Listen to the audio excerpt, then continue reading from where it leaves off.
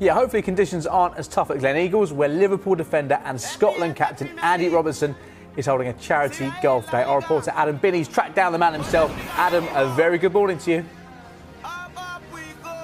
Yeah, good morning all. It's been a very long season for a lot of players in the Premier League this year, but the hard work continues for Scotland captain Andy Robertson. We're at Glen Eagles today for the AR26 Charity Captain's Club Golf Day, and I'm delighted to say the man himself, Andy Robertson, joins me now. Andy, a very good morning to you. Can you just first of all start by telling us a little bit about some of the work that your charity does? Yeah, first of all, I think we're happy that the weather's a bit better than the last couple of years we've had the golf day. But yeah, look, obviously the charity tries to provide free football up and down, Scotland, for kids that are maybe not, fortunate enough to have a lot, and we just try and make it as accessible for everyone as possible. We also try and give life-changing experiences to people that are maybe going through a tough time, whether that's an illness or things going on in their family and things like that. We've done a lot in that. And we also have a Hope for Youth programme where we kind of help teenagers and things like that to, maybe further their education and try and help them, with life after school and things like that. So we're quite busy, and these days are important to, showcase what we've kind of been up to in the last year, because, we only have one golf day a year, and the people that come are always so supportive, but it's important that we show them, the progress and the update of how we've done in the last year, and then, obviously try and, keep pushing every single year to take the charity to new limits, and that's what we're going to try and do. Andy, you're a busy guy. Why do you do this? Why is this so important?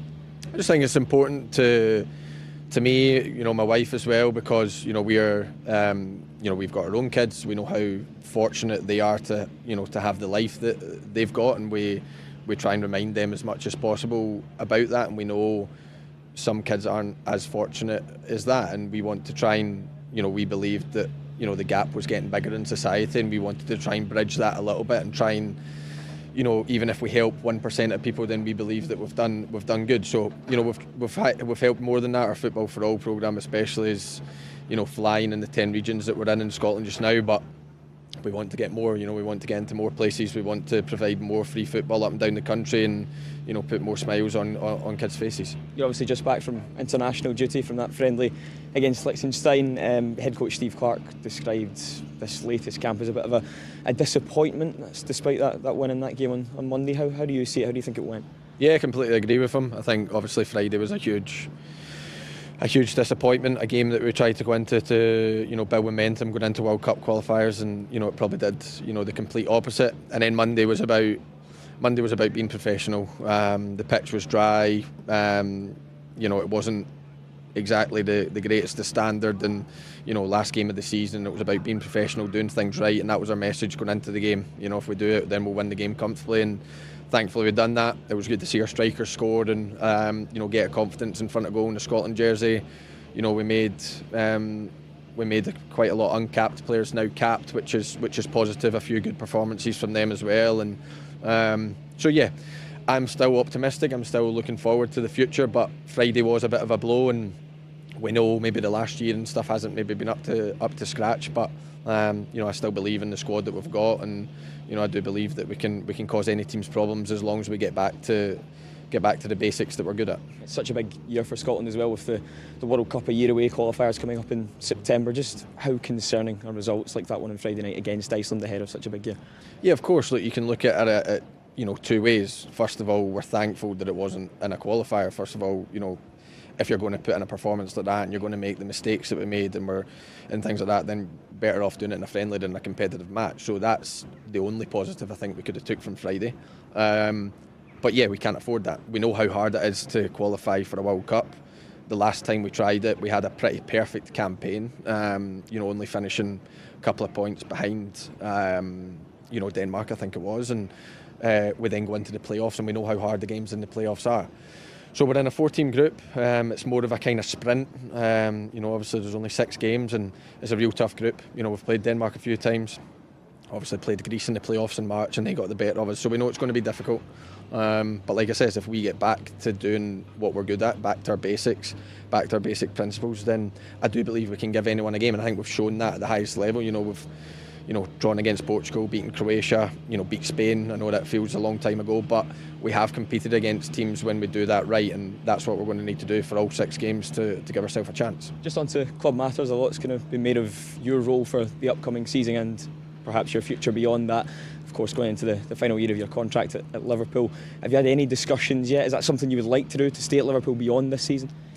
We have discussed, of course we have. The club have been, we've had good discussions, me and the club. But what the future holds, I'm not sure. All I know is tomorrow I fly off on holiday, and it's well needed, and I need a rest from after a long season, and then I look forward to pre-season. That's all my focus is. I can't look too far ahead. I've never have done that, so I'm not going to start doing that now.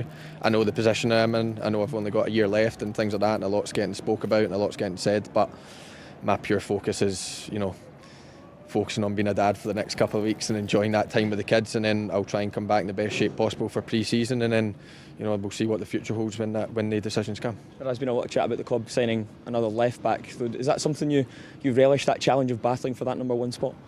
I think at any big club, I think you always have to keep moving. The club always moves forward, and I think you've seen that us and also other big clubs like Man City and things have been very active early doors in the window. I know we've only got Frimpong in the door so far, but it looks as if maybe 1 or 2 is going to be close by from what we can see on Sky Sports News probably. But yeah, look, we're at the top. We obviously won the league, and it's important that the club try to keep improving and try and keep finding ways to do that. And they've obviously identified certain positions that they want to get new blood in. Looks like younger. The players that we're linked with are all younger players, and they're all exciting players as well. So when you play for a big club at Liverpool, you expect challenges, you expect to have competition, and I've always faced that, and so has everyone in their own positions, and we expect nothing less. We want the club to be ambitious. They're doing that, and wherever we fit into that, then if you're happy with the role, then you stay and you do it. If you're not, then I'm sure there'll be some people out the door as well. But that's the nature of football,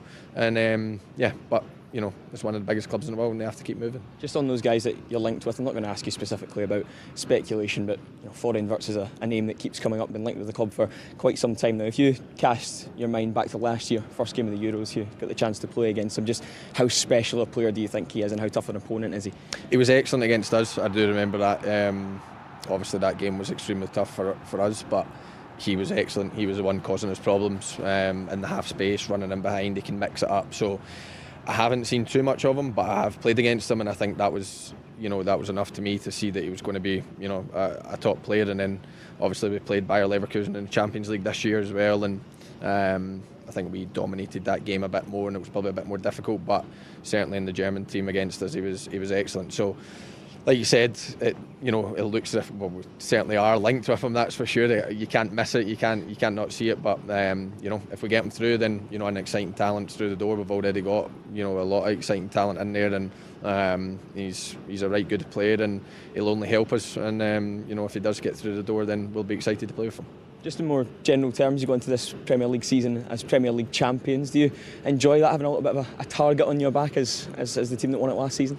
Yeah, well, I think that's something that now we're going to need to deal with. I think the lads that have been there for a while, me, Virgil, Mo, and Ali, we after we won the league the last time, we'd kind of got used to that, the kind of pressure, and we feel it. But for a lot of the lads now that they've won it, and the lads coming in, they'll feel it for the first time. I don't know how the bookies will put it, but I'd imagine we'll be probably favourites, or there'll certainly be more expectation on us than there was at the start of last season.